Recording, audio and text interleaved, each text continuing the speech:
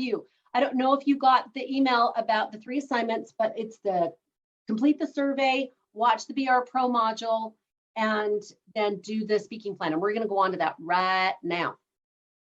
And we're just going to start filling it out so that you can ask me any questions that you have right now. And I'm not going to give you a ton of time for this, but it will just open the file drawer as we go. Okay, so on the speaking plan, this is all about creating, I put killer keynote in here, but when I did DTL, I decided to call it Keystone Keynote, so it doesn't sound so violent. So Keystone Keynote, that means it's the keystone of everything that you do, right? Ty Bennett, and you guys all know who he is, right? He just speaks 75 to 100 gigs pre-COVID. He's 10 to 15,000, $20,000 a gig. I mean, flies all over the world, spoken Dubai, spoken that, what's that famous stage in Las Vegas? Can't remember, but anyway, it's coveted. He's spoken all over and is amazing. But, and he's very, got a unique style all to himself. But anyway, every speaker needs 3 things: AMP, ability, marketing, and platform. So on the ability, I say everyone needs a killer keynote with a platform message. You've got to have the one big message, a commanding, credible, contributing presence, a speaking experience, and you're going to hear me say that word ad nauseum, that gets referrals. How do you know that you're successful as a speaker? This is something you're going to have to answer that question, and I ask you to put that down and take some time to think about that. How will I know I'm successful as a speaker? It's in the speaking plan, but I want you to think about that. Is it that you get paid $10,000 to $20,000 a gig? Is it that you're speaking 5 times a month? Is it you are global in your speaking, international? Is it that you have a certain number of audience people? Is it like, oh, I'm speaking to crowds of 20,000? Is that how you know that you're successful as a speaker? And I don't say that glibly. I mean that seriously. We ask the same thing on the book track. How do you know you have become a successful writer? Because it's nebulous. It is nebulous. You could have award-winning as a book. You could have it's a bestseller. You could have that you have Kirkus reviews. You could have that you sell X amount of copies. It's not even best-selling, but you have X amount of copies, and that makes you like, oh, okay, I did a good job. It's that you're speaking for certain conferences. You decide what that success thing looks like and write that down, and we'll talk about that in a minute. All right. A clear destination you want the audience to go. Where does this lead? It can't just be standing to speak for just speaking's sake.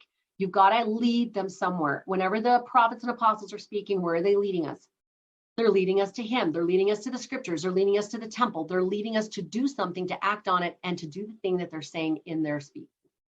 So first things first, why do you speak? And like I said, artists, I'm just going to go through this quick because I know she's already filled it out. But why do you speak? And really get to the why, because I can guarantee there's going to be times that you guys, you're going to be like, why am I a speaker? This is not the industry that you're going to go out and go Shazam. It is a lot. I will tell you right now, in my personal experience and with the experience of so many people that I know in NSA and all different kinds of speaking situations, it's a lot of smoke and mirrors. That's the truth. In fact, I asked someone about that one time, and it probably was an inappropriate question on a certain level. But I was like, why is that? Because these speakers are like, I'm out there. It's almost like you're selling snake oil. Like, I'm doing it, I'm working it. But on the back end, that's not what's happening. It's hard to get out there and get speaking gigs and get return speaking gigs and get the sweet spot speaking gigs. But a lot of that comes down to your niche. And the other part of that is you don't just have to do stage speaking. And that's what's beautiful about COVID, is that it has made us more, just like self-publishing has become more okay to do. It used to be looked down upon as like, you know, the devil spawn kind of thing. And now people cannot argue with the results, and it's gotten so much more professional. It's the same thing with speaking. If you weren't doing big stage speaking, it was kind of like, she only does workshops and training. She only does small chamber of commerce, right? There is a level that goes up to that, and we'll talk about speaking fees and levels and things like that. But the bottom line is you can do hybrid now. You can do what we're doing right here, right from your home. And it can be extremely successful and very fulfilling. So think about, why do you speak? Because sometimes people get caught up in you've got to have X, Y, and Z in order to feel like you are valid and credible as a speaker, and you don't need that. You just need to know what those markers are for you. What is your core message? And that should be your one big message. And then create the elevator pitch sentence. That means the blingy sentence or the concise sentence. Yes, I mentor women to be disciple thought leaders and to become influential writers, speakers, and a media presence. Done, right? And then what makes you credible? And this is something I want to spend a little time on together, because sometimes it's hard to do this on your own. So I'm going to take a minute, just look below this, to whom are you speaking? And that's your audience avatar. And we'll go through that in just a moment. To whom are you speaking? I want to find out how much you feel like you really know your avatar. And then in a nutshell, you're going to write down, I speak about blah, generational gardening, to what age group and what is it that they're needing so that they can outcomes. Does that make sense? That's your outcomes. And again, this is all in that module, so I don't want to take a lot of time on this. And then where are you ideally speaking? Do you see yourself on stage? Do you see yourself doing what I'm doing right here? Do you see yourself doing smaller things, local TV? Where do you see yourself speaking and being the most effective? That's where you want to start. You don't need to work up to it unless you got to get a little more credibility. But again, with credibility, you guys, you don't need to do it a lot to be able to put it on your resume. So artist has already got studio chatter on there. Well, now they know. It doesn't matter if she's done it 15 times. They know she went on and she was live and she did a great job for studio chatter. So, okay. And she's got the link that they're going to be able to watch so they can see how she did. So they don't need to know that you've been doing it. I've been doing Studio 5. I'm doing it this morning. I've been doing it for 15, 16 years now. I do it once a month. People think, and they tell me all the time, man, I see you on Studio 5 all the time. I'm on once a month. So, and sometimes I just take off December or July. So it's not the frequency, it's the credibility that really does matter, and that you're doing it for your niche audience. And then there's that success question. How will you know when you've achieved your why, that you're successful? So let's go back up to this, what makes you credible. I'm going to stop share for a minute, and I want to hear from everyone because we're going to brainstorm so you can put this on your resume, because you've got to get your speaking one sheet. Has anybody created a speaking one sheet yet at all, just by chance? Okay, so Wendy Jones may have, because I know she's been doing some speaking things. But anyway, just so you know, we need to create a speaking one sheet. Now, nowadays, oh, Wendy, okay, no. So nowadays, the most successful, it continually evolves and changes. And I'm working with a coach right now so that I can get the latest and greatest of speaking for you guys. And I'm just going to funnel it right down into here so you can get the latest. But the best things that I'm seeing right now, and we'll talk again, this is just your introductory day, is it used to be you would send a speaking one sheet and it would be this, really cool one-page graphic thing. It's me, it's cool. I'm in my awesome pose that is signature for me. And I have my titles and I have my testimonials and things like that. And that is still used. But what's more used today is a landing page. If you can send people to your speaking landing page, that makes you look so much more credible. We will talk about websites, and I told you before, you need to have a $10,000 speaker website or landing page. So it looks like you could be paid that, but we'll get there when we get there. But right now, just know, it used to be that people would say, oh, you need a speaking sizzle reel, which is showing you speaking at all these different places and how you're amazing. And sometimes they would have you do like 8 to 10 minutes of your keynote on there, and sometimes like even more. Now, small snippets, the better. So be thinking of what content you have, where you may have taught it or where you can teach it, and then being able to pull out a couple of those snippets that answer a question. It's better if you can answer a question. People who are doing meeting planning, they want to know that if you've got 3 takeaways that you're doing in your keynote, they want to know that you've got actual takeaways. They want to know that you're going to answer the question that you're asking, not in some, nebulous way, but actually hitting it with a solution and giving them a takeaway so they can walk away with something, preferably something in their hands or a download that you've let them download so you've got their emails or whatever. But they want content and takeaways. The days of just blingy keynote, for the most part, are not now. People are wanting it hard and fast, but they want it fun, and they want it they want it more Steve Jobs-like. They don't want it very clinical, very old dinosaurish. They want it fun and interactive, and they want to hear thoughts, and they want you to ask their thoughts, and they want to connect with people. And this is a key thing. And you'll notice in my Education Week speaking every year, and I did this way before it became, I just want you to know, way before it became hip and cool, was having them do takeaways and interact, where I built into each of my keynotes every day was people turning and speaking to one another and sharing the concepts that I've had. And I don't know, for those of you who have been in my Education Week things, did that make a difference for you? Yeah, I think so. Like you see people's eyeballs, you connect with people, then you're creating these beautiful, oh, thanks, Wendy, you're creating these connections. And now suddenly you can sit next to the person you're comfortable. And now you're being bold and vulnerable with people you don't even know, which is what we tend to do, right? And we get a chance to share our thoughts instead of being talked at. So that's a huge piece, is making sure we're not talking at them. That's not what they want. So All of those things, keep that in mind when you're thinking about, okay, as I'm doing this, my speaking plan, what kind of a keynote, how do I want to speak to these people? What would this look like?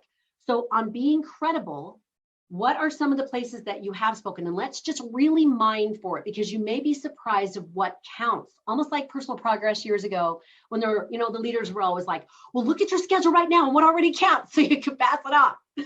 So anybody want to start? Anybody have any ideas of things? Go ahead. Artist. I've spoken at American Mothers a couple times. That's a national company. I've also spoke at the National Ability Center for my daughter's behalf on a big dinner events that they were doing a fundraiser. So I've spoken at that, and then Studio Chatter.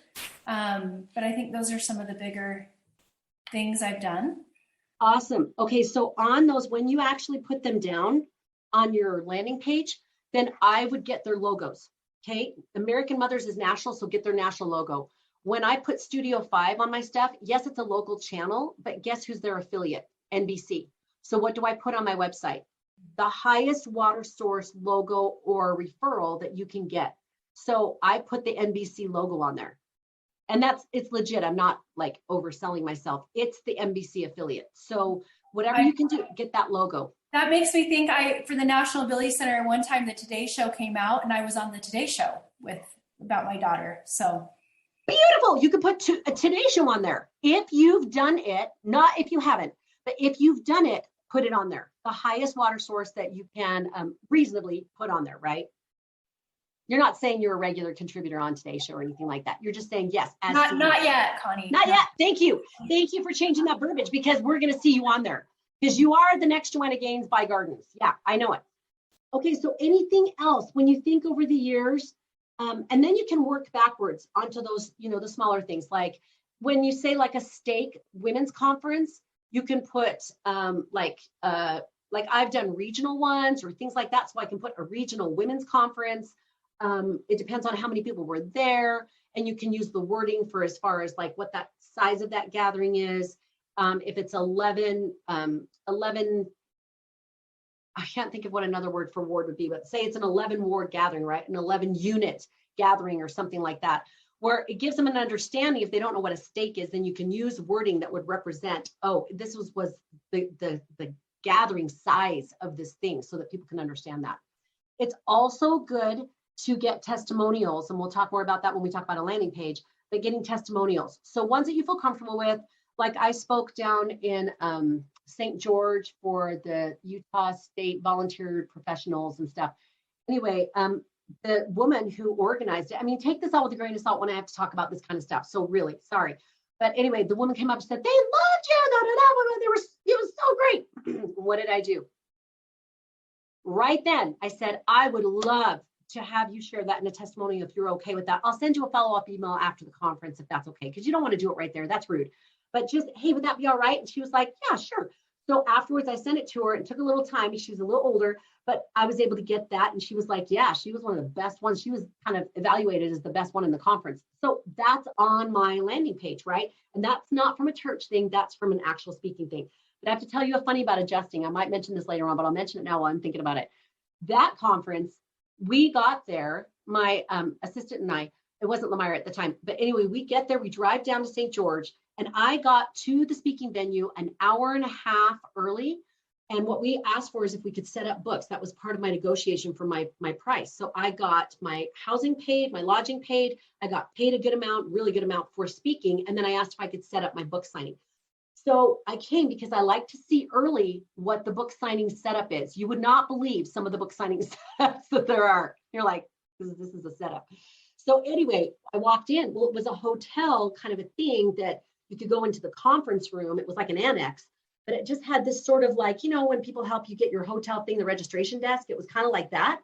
So we found a table and stuck it in front, and then we put books around the top and books on the table. We're setting up the books as the women are filing in, and we're already starting to sell books.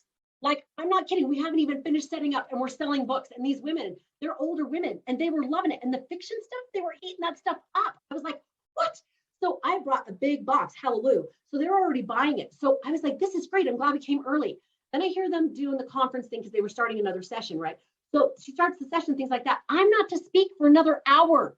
I think it was an hour. And she said, and our next speaker is going to be Connie Sokol. And I hear it from in there. I haven't done a tech check. I haven't done anything. And I'm like, I look at her and we're like, did I hear that right? I grab my laptop, my stuff, and I start walking into the door. And she goes, is Connie here? Is Connie Sokol here? You guys, it was the worst way to start a speaking gig. I said, I'm here. And I get on stage. I said, it's just a little earlier than planned, but this is great. I love that they're excited, and we're excited to get started, because you don't want to dish your conference people, but you also want to give them a little indication that you're on it, and they could see that I was right there, so they knew I'm on it. But you don't want to throw them under the bus, right? And you don't have to over-explain. You just don't want to get up there and over-explain. But anyway, and it all turned out great. Tech didn't work. It was fine. People came up to me and said, you know what? The tech didn't work yesterday either. And I was like, saved. So anyway, talk about adjust. You just have to adjust. It's beautiful. So fun. All right. So credible. Wendy, let's go to you. And then maybe artists will have some other things that come up. Sorry, I had to unmute. As far as credible, I mean, I've spoken at the state conference. Well, not a conference, but there was about 200 or 300 couples that came. Beautiful. And then I've also spoken at a lot of school district things as far as presenting Hope Squad stuff. I've spoken to a lot of parents and teachers and staff. That could you get testimonials from those staff, the highest staff that you can? I think I can, yeah. Mm-hmm. I think I can. I love it. And then that Hope Squad, having that logo would be fantastic. Okay. And then just, I'm trying to think of other higher things. And just try to think of anything. Have you been on TV? Have you been on radio? Have you guested? I mean, I've been on news stories when I was setting up things like for Hope Squad and stuff like that. Find out what they are. I put on my landing thing every time we had a weekend for women and a You Got This women. We had Fox was covering it, especially for my weekend for women. I'm trying to think if they did it for You Got This, but we had other media for You Got This, and we could put their logo on the landing page. So make sure and put whatever those news outlets were, put those logos on there. Okay. And then I've had, I mean, a lot of it, more of the media stuff has been around Hope Squad. I was in the newspaper several years ago. They did a big article, and I was quoted a lot in that article. I don't know. Yes, get a copy of the article. You guys, this is going to be so uncomfortable. I know. It's going to make you feel like, I'm like tooting my own horn. This is about credibility. This is about when President Nelson gets up to speak at a BYU devotional or anywhere else, they have his vitae and they read like half the thing or the whole thing, right? And they're sort of obligated to, right? He's a former heart surgeon, world renowned, and blah, blah, blah, blah, blah. And you know that he doesn't even like think twice about that now, right? But we have to establish the credibility. Otherwise, people will not listen to you or feel they have to. And also, you won't be able to be as vulnerable. I was just reading this the other day on a speaking thing that was talking about studies show that if you have someone who is kind of really polished and professional and someone who's a little bumbling, stumbling, that they went through and they tested it, and that showed that the bumbling, stumbling at the end, the person who was really professional at the end said, oh my gosh, I spilled my coffee. And the people actually liked the professional person better because of the vulnerability moment, right? But the bumbling person did the same thing. And the response was, well, that seems par for the course. He didn't seem like he was like all to put together. So the more credible you are at the beginning, the more vulnerable you can actually be, because people already think and feel that you're credible. Does that make sense? Mm-hmm. Yeah. Quick question. So, in getting credibility, because some of these things, American Mothers, the National Ability Center, Today Show, I was talking about special needs. I wasn't talking about gardening. Can I still use it or not? Oh, absolutely, because you're going to have more than one keynote, right?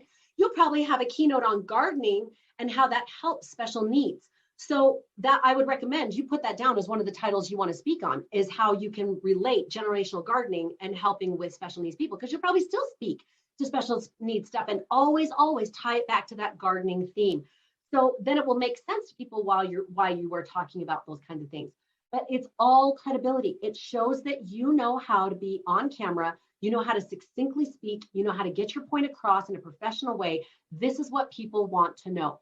Even better is if you can get the segments of these. You can go back and dig them out, find them from their original format, get those segments, because then people can see them on my landing page. They can see my Studio 5 segments. And I did some filming for segments just a little bit ago at that NSA thing, the speaking showcase, because we put it together. I was able to get complimentary time to do speaking snippets.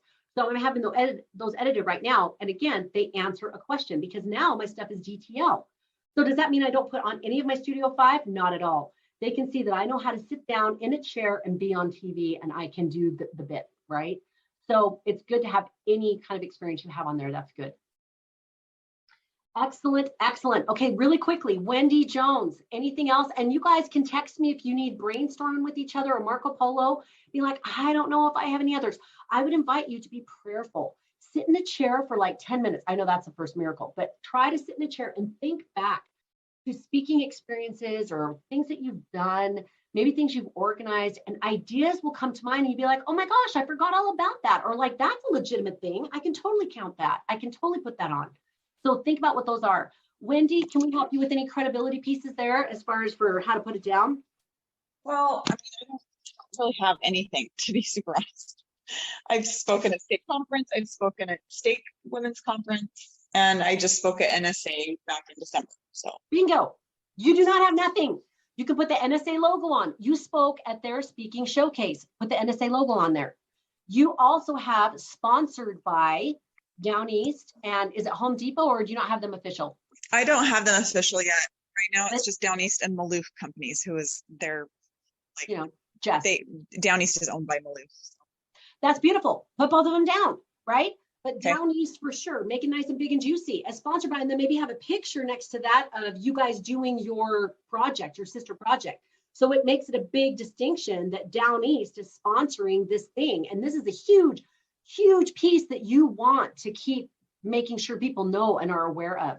Yeah. Then if you want to look around and see in your local TV, start looking for those opportunities, just like a Studio 5 or a Studio Chatter. Most local communities have their TV station, and they're always looking for content, especially good content, and people who can speak well about that content. So Yeah. check your local MTV and your local radio, and then check podcasts that are a fit for you, and maybe even not the ones that are like Shazam, they have 4 million downloads. Definitely try those at some point for sure. But to get your feet wet and just get some things, people don't know what certain podcasts, how many downloads they are or whatever. Try to find ones on iTunes that you feel like could be that sort of sweet spot in the middle, upper middle kind of range, because they're going to be looking for good content. They're always looking for content for interviewees. So if you can, we'll get you a thing that you can send out, like a template, because it's in the podcast thing. But you can start going out and doing these interview things. And then what you can do is get that interview and you can put it on your landing page so that people can see, oh, want to interview Wendy Jones? Podcast, TV, blah, right? On site, in person, blah, blah, conferences. And you can share a picture. That's why taking a picture at conferences and when you go and speak and do stuff, preferably with a logo behind. So like when I just did the slideshow, I'm standing there at BYUMS and you can see the logo and I'm with Jason Hewlett, right? So those pieces matter. Anytime you can get a logo, stand in front of the podium that has the thing, stand in front of the banner, just try to be a little strategic about where you take that. Otherwise you just look like you're hanging out with a bunch of women and you've all got like smiley faces, right? So try to, like when I'm taking my education week stuff, I try to do it by the podium or something like that so that they can see, yes, I'm actually speaking. Does that make sense? So be thinking about those credibility pieces and what that looks like, what that sounds like, who that's been with. And again, put the highest water source on that you can, that's integritous. You know, we're not going to pull any shenanigans. But for a long time, I was just doing Studio 5 and I didn't realize, oh yeah, that's an NBC affiliate. Like that's more recognizable than Studio 5. Immediately they go, oh, that's great. That's a great show, which it is. It's #1 in our market. So regional. So that's huge. That's like a regional Today show is what it amounts to. So that's a good thing. All right, I do have Studio 5 that I got to get ready for at 10:45, but I would love, if there are any questions, that the other thing that would be really important is, again, going back to the last page-ish, I've got the keynote on there, don't stress about that, but just do look at, it's got the sample. So I have the outline and then I have a sample of how you could fill that out with what I teach, so you can see what that looks like. And then, and I have the 4 questions, message checker, and then the simple site outline. If you don't know what those are. Don't stress about it. We're going to be talking about those, and I will talk about them in that module, so don't stress it. But the audience avatar is the thing that I really want you to look at, and make sure that you have the correct audience avatar as niched as you can. It's got all the demographics. It's got all the things. If you, like I said, it's in there to get the link. If not, I'll send it in a follow-up email with this, or Lamira will, and you'll have the links that you can click on it and get your speaking plan if you haven't filled it out yet. But it's all about what we did in the retreat. It's specific of where do they go for conferences? What are they looking for when they do that? And if yours is more for retreat, then think about that as for your avatar of, okay, where can I find those people that are going to want what I have? That's the audience avatar piece that is really important. So for this week, like I said, we'll go Wednesday to Wednesday. This is the midpoint on Monday, so I can teach you a little something and be here to answer any questions. But the speaking plan, I'm inviting you to complete it by Wednesday. That's the most important thing. And then from there, we're going to talk about branding and then your keynote. And if you've already done your branding, then we'll jump you right to your keynote. It's wherever you're at right now. That sound like a plan? So meanwhile, percolating that message. If you had the microphone for, 5 minutes, if you had the microphone, they said, give it to me. If you were I was sharing an experience one day where I was at an NSA thing and they had a green screen and they said, yeah, it works. Somebody want to sit down and give a presentation for a minute and you can see what it looks like. And I was able to sit down and give a 3 to 4 minute presentation right there about my stuff. And they're like, man, you could have used that for your content. You could have used that recording. That we have that message, we have that clearly in our mind. What is our one big key message? Our one thing. Yes, we're gonna have a keynote that has 3 chunky pieces. And yes, we can be able to do each of those pieces individually and still wrap it up. And we're gonna work on that. But if you just have a few minutes to share your one big message, what is that one big message? What is the story that would tell that one big message? And I'll give you a hint. It should include pieces of your origin story, someone who's actually done something that you've taught that's been a key point, and then how someone's enacted that and used it successfully. And yes, in 3 to 4 minutes, you can actually do that. So think about that for your one big message. And then what we're going to do with your keynote is just kind of expand that.